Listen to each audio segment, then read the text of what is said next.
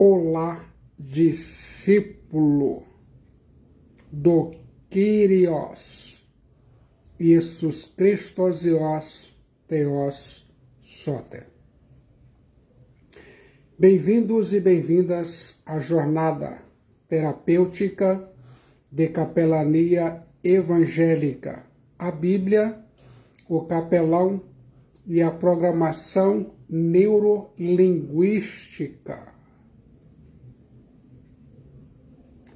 Aqui agora, eu desejo que você que está conectado para ouvir a voz terapêutica da Palavra de Deus, a Bíblia, se sinta confortável e à vontade aí em sua casa ou em seu local de trabalho ou na rua, em lazer e outros sentidos.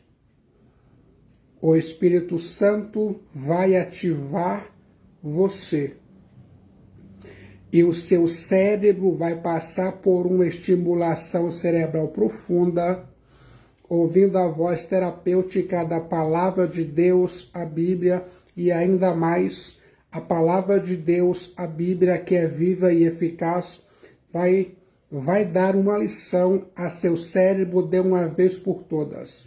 Você vai deixar de lado a autossabotagem, a procrastinação, a mentira, a murmuração, a ira, a raiz de amargura, ódio, calúnias, blasfêmias, mentiras, altivez, soberba, orgulho e tantas coisas que você possui em hábitos e padrões cerebrais negativos. A Palavra de Deus vai dar uma lição ao seu cérebro de uma vez por todas. Você vai ouvir agora a parte 5 da jornada terapêutica. Cutucando o que alguns crentes toleram e a Palavra de Deus, a Bíblia, reprova. Quero que pense nisso. Ouça, eu fico imaginando, os falsos mestres atacam a igreja de Iisus Christos Ios Theos Soter. Abra sua Bíblia em segunda carta que escreveu Pedro, capítulo 2, versículos 1 a 16. Você está preparado para ouvir a voz terapêutica da Palavra de Deus, a Bíblia? Iisus Christos Ios Theos Soter disse: quem tem ouvidos, ouça o que o Espírito diz às igrejas. Apocalipse 3:6. No momento que lemos ela, a Palavra de Deus, a Bíblia, no momento que a examinamos, ela, a Palavra de Deus, a Bíblia, nos perscruta.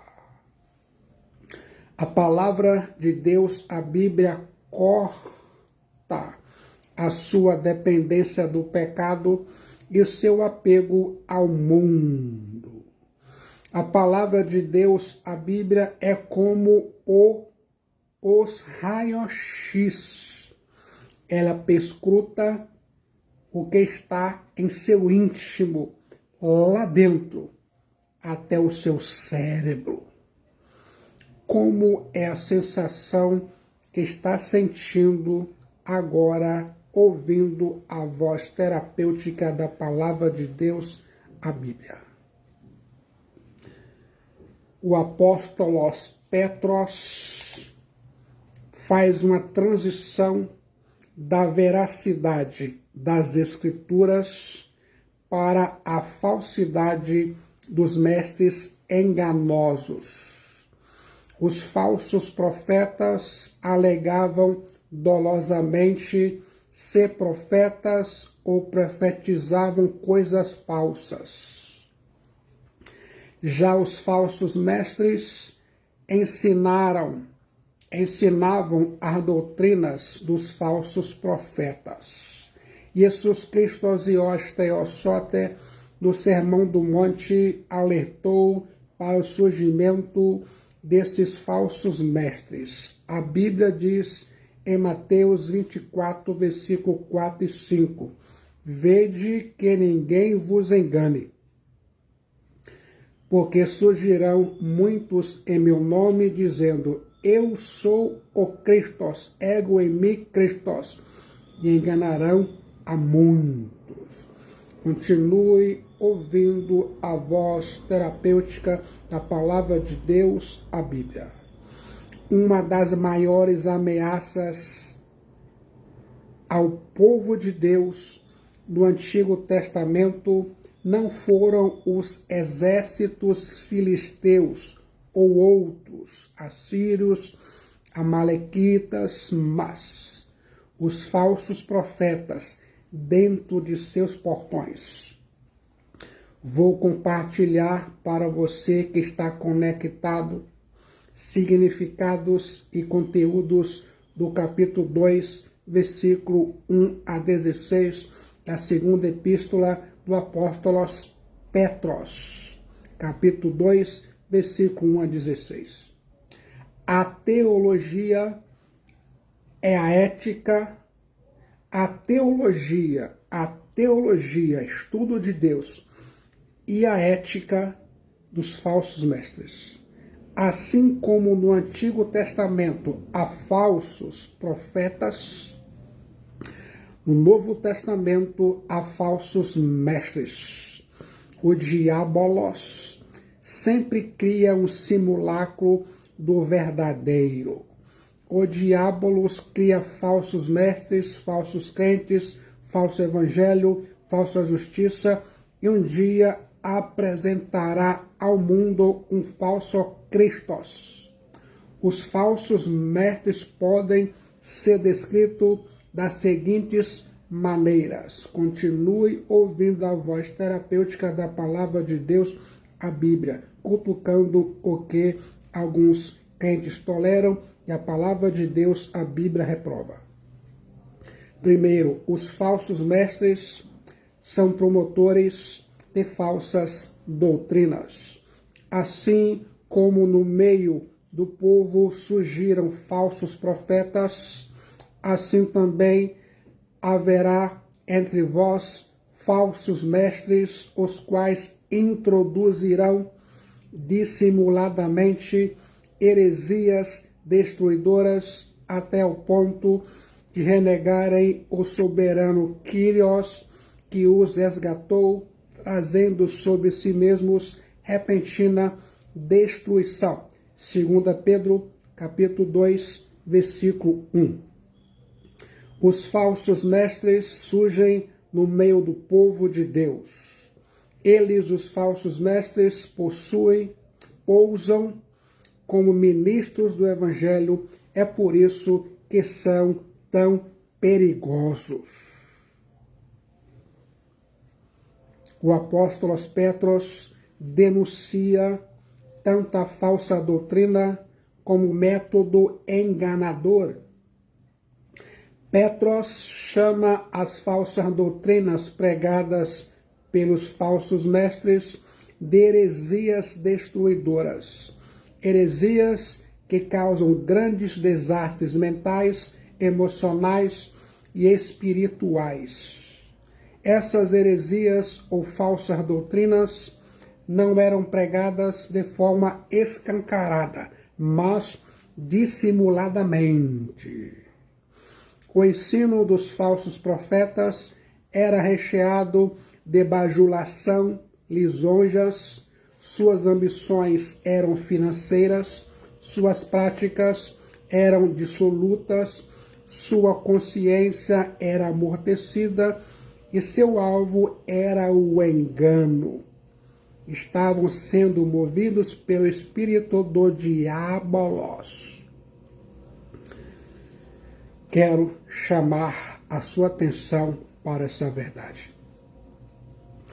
A heresia dos falsos mestres desembocavam numa negação peremptória do próprio Kyrios, Jesus Christos Ios Theosote. Por isso, esses falsos mestres não escapariam da destruição, seriam lançados no inferno. Os falsos mestres são mais conhecidos por aquilo que negam do que por aquilo que afirmam. Os falsos mestres negam a inspiração da palavra de Deus, a Bíblia. Os falsos mestres negam o caráter pecaminoso do ser humano. Os falsos mestres negam a morte vicária de Jesus Cristo Ios Theosote na cruz, e digo de passagem, uma cruz romana. Os falsos mestres negam a salvação da alma somente pela fé em Cristo Jesus. E ainda mais, os falsos mestres negam a realidade do julgamento eterno de Deus, o lago de fogo e enxofre, a saber, o fogo eterno, o inferno. Uma questão importante deve ser aqui destacada. Continue ouvindo a voz terapêutica da palavra de Deus, a Bíblia. Uma pessoa redimida por Jesus Cristo Ios Theosote pode desviar-se e perder a salvação. Esses falsos mestres eram salvos, eles perderam a salvação, uma vez que trouxeram sobre si mesmos repentina destruição. Nossa resposta é que o fato de alguém confessar verbalmente o nome de Jesus Cristo Ios Theosote não garante que esteja salvo. Muitos professam o nome de Jesus Cristo Ios Theosote apenas de lábios. Certa vez, a Bíblia disse: Senhor, Senhor, em teu nome expulsei demônios, em teu nome fiz muitas coisas. E Jesus Cristo Ios Theosote disse: não te conheço, apartai de mim, vós que praticais o mal. Jesus Cristo Ios Theosote alertou que muitos dirão no dia do juízo: Kyrios, Kyrios, porventura não temos nós profetizado em teu nome? E em teu nome não expelimos demônios? Em teu nome não fizemos muitos milagres? Fizemos muitos milagres? Então lhe direi explicitamente, abertamente: nunca vos conheci. Apartai-vos de mim, os que praticais a iniquidade. Mateus 7, 22 e 23. Eles tinham dons e talentos, mas viviam em iniquidade.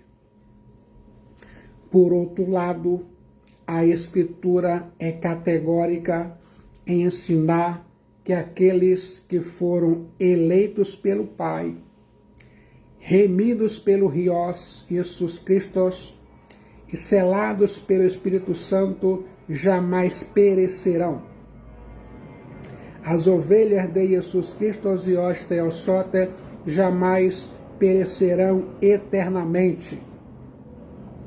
A obra de Jesus Cristo Ios Theosote foi suficiente para a redenção de toda a humanidade, mas é eficiente somente para aqueles que se arrependem, creem em Jesus Cristo Ios Theosote como único e suficiente Salvador de suas almas. Continue ouvindo a voz terapêutica da Palavra de Deus, a Bíblia. A teologia é mãe da ética. Em segundo lugar, os falsos mestres são promotores de uma falsa conduta, e muitos seguirão as suas práticas libertinas, e por causa deles será infamado o caminho odos da verdade aletheia. 2 Pedro 2:2. A teologia é mãe da ética. A conduta é filha da doutrina. Aquilo em que uma pessoa crê determina o que ela faz. Os falsos mestres pregavam uma falsa doutrina, viviam uma falsa vida. Essas práticas libertinas eram ensinadas e seguidas. É por causa de um falso discipulado que o Evangelho de Jesus Cristo os Theosote era maculado e o caminho da verdade era infamado. É conhecida a expressão: o diabolos nunca é tão satânico quando carrega uma Bíblia. A expressão práticas libertinas é a tradução do termo grego apoleia. Refere-se a uma imoralidade sem pudor.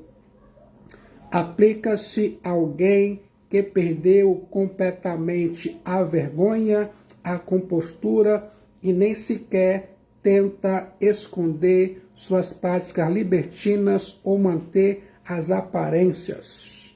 Continue ouvindo a voz terapêutica da Palavra de Deus, a Bíblia. Esses falsos mestres tinham comportamento sexual excessivamente desregrado. A palavra grega apoleia descreve a atitude da pessoa que perdeu a vergonha e não dá importância alguma à sua própria reputação. Essa pessoa que perdeu a vergonha e não dá importância à sua reputação, não se preocupa com o juízo de Deus e não com o juízo dos homens. A verdadeira doutrina deve ressaltar em verdadeiro viver de modo digno do Evangelho de Jesus Cristo e os Theos Soter. Em terceiro lugar, eu fico imaginando, os falsos mestres são movidos pelo amor ao dinheiro. Também movidos por avareza, farão comércio de vós com palavras fictícias. 2 Pedro, capítulo 2, versículo 3. Coloque a Bíblia em sua mente. Tanto a falsa teologia, estudo de Deus, como a falsa moralidade dos mestres enganosos eram governados pela avareza. A palavra avareza é a tradução do vocábulo grego pleonexia, significa o desejo de possuir mais. Equivale à ânsia de possuir aquilo que o homem não tem direito de desejar, muito menos de tomar para si. Já parou para pensar nisso? Os falsos mestres estavam interessados nos bens das pessoas e não na salvação delas.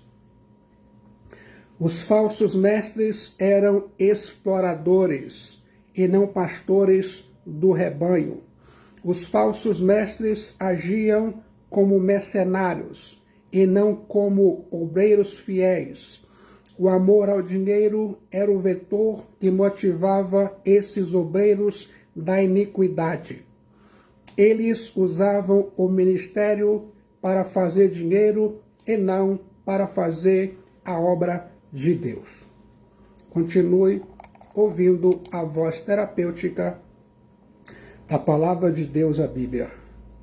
Jesus Cristo e os Theosote já havia alertado: acautelai-vos, acautelai-vos dos falsos profetas, que se vos apresentam disfarçados em ovelhas, mas por dentro são lobos devoradores. Mateus 7,15. Jesus Cristo diz, e eu acredito. Continue ouvindo a voz terapêutica da Palavra de Deus, a Bíblia. Essa mesma realidade é vista ainda hoje. Homens pregando falsas doutrinas com fins gananciosos. Há muitos pregadores inescrupulosos e fraudulentos. Homens cheios de cobiça que distorcem a verdade apenas para enganar as pessoas e arrancar delas benefícios financeiros. O templo se transforma algumas vezes em barganha e esconderijo de ladrões. Os falsos mestres usavam palavras fictícias. O termo grego em 2 Pedro, capítulo 2, versículo 3, plastos. Plastos, de onde vem a palavra plástico, palavras fictícias, palavras de plástico, palavras que podem significar qualquer coisa. Ouça em quarto lugar, colherão os frutos amargos de sua semeadura insensata os falsos mestres. Bem feito. Para eles o juízo lavrado a longo tempo não tarda e a sua destruição não dorme. 2 Pedro 2,3. Os falsos mestres podem até prosperar por algum tempo, mas não por todo o tempo. Os falsos mestres podem enganar muitos por algum tempo, mas o juízo um dia vai os alcançar. Ninguém escapa do Deus inescapável. A destruição dos falsos mestres já está lavrada pelo próprio Teós, e esse dia, em breve, vai chegar. A sentença foi pronunciada contra os falsos mestres há muito tempo. O Antigo Testamento dá a conhecer a sua condenação. Deuteronômio 13, 1-5. Deus tem zelo por sua palavra e por seu povo. Aqueles que se lançam na maldita obra de torcer a palavra de Deus, a verdade da palavra de Deus, a Bíblia, e usam a mentira para viver uma vida subterrânea e desregrada, ao mesmo tempo que exploram os fiéis, esses não ficarão impunes. Ninguém escapa do Deus inescapável e nem de suas ameaças, seu julgamento e condenação. Fique atento na condenação dos falsos mestres. Chegou a hora. O apóstolo Petros, além de anunciar a destruição certa dos falsos mestres, a exemplificou. Quer saber quais os argumentos que o apóstolo Petros usou para falar sobre a repentina destruição dos falsos mestres? Esse é um momento muito importante. Em primeiro lugar, continue ouvindo a voz terapêutica da palavra de Deus, a Bíblia. Deus julgou os anjos, ángelos. Ora, se Deus não poupou ángelos quando pecaram, antes precipitando-os no inferno Tanatom, os entregou a abismos de trevas, reservando-os para juízo, crises, 2 Pedro 2,4. Continue ouvindo a voz terapêutica da palavra de Deus, a Bíblia. Houve uma rebelião no céu e uma queda no mundo angelical. Isaías 14, 12 a 15, Ezequiel 28, 11 a 19. O anjo de luz transformou-se em Satanás, que arrastou consigo 1/3 dos anjos. Apocalipse 12, 4. Estes se tornaram demônios, os quais foram precipitados no inferno, Thanatos, um lugar de trevas, onde aguardam o juízo de Deus. A palavra inferno aqui é a tradução do vocábulo grego tartarou. Tartarou. Essa palavra só aparece nesse ponto em todo o Novo Testamento. Na mitologia grega, era o lugar de castigo para os espíritos dos falecidos, muitos ímpios, especialmente os deuses rebeldes como Tântalo. Assim como o apóstolo Paulo podia citar um versículo apropriado do poeta pagão em Atos 17, 28, o apóstolo Petros podia fazer uso da linguagem figurada homérica. Os ágelos perversos continuam no inferno tártaro, aguardando o julgamento de Deus. Isso não significa que serão libertados no dia do juízo. Certamente não serão. Fique de olho no dia do julgamento de Deus. As evidências estão sendo coletadas, de modo que Deus vai proferir o veredito naquele dia terrível, temível, no qual eles serão atormentados de dia e de noite pelos séculos dos séculos. Apocalipse, capítulo 20, versículo 10.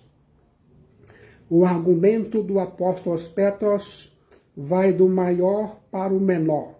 Se Deus, Theos, não poupou os ágelos que estavam em sua glória no céu e o lançou no tártaro, não punirá os falsos mestres que insistem em fazer o povo, a igreja, desviar do caminho do Evangelho de Cristo Jesus?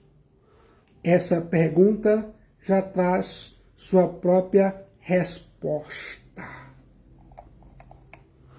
Em segundo lugar, Theos julgou o mundo pré-diluviano e não poupou o mundo antigo, mas preservou a Noé, pregador da justiça, e mais 7 pessoas, quando fez vir o dilúvio sobre o mundo de ímpios. 2 Pedro, capítulo 2, versículo 5. O apóstolo Petros apresenta um segundo exemplo do juízo de Theos. Ele, Petros, Deus julgou aquela perversa geração antediluviana, inundando a terra com dilúvio, ao mesmo tempo que poupou Noé e sua família. No segundo exemplo, portanto, o apóstolo Petros retrata a desobediência dos perversos e a salvação dos justos. O argumento do apóstolo Petros pode ser assim resumido: se Deus não poupou ángelos e homens, pouparia os falsos mestres. O julgamento justo é uma necessidade imperativa para o próprio caráter de Deus. Se o bem não fosse recompensado e o mal não fosse punido, a santidade e a justiça de Deus seriam maculadas. Como foi a sensação ao ouvir tudo isso? Se sente agora preparado aí, onde você está conectado, se sente preparado a entregar sua alma, sua vida para Jesus Cristo, o Filho de Deus Salvador? No momento de decisão em Jesus Cristo, o Filho de Deus Salvador, sua alma é salva, seu destino é selado e muitos benefícios advirão. A solução é Jesus Cristo. Só Jesus Cristo salva. Jesus Cristo é a única esperança de salvação de sua alma. Venha, venha para Cristo Jesus, enquanto o seu coração bate aí no peito, e ainda mais enquanto você tem oportunidade e respira o ar da graça de Deus.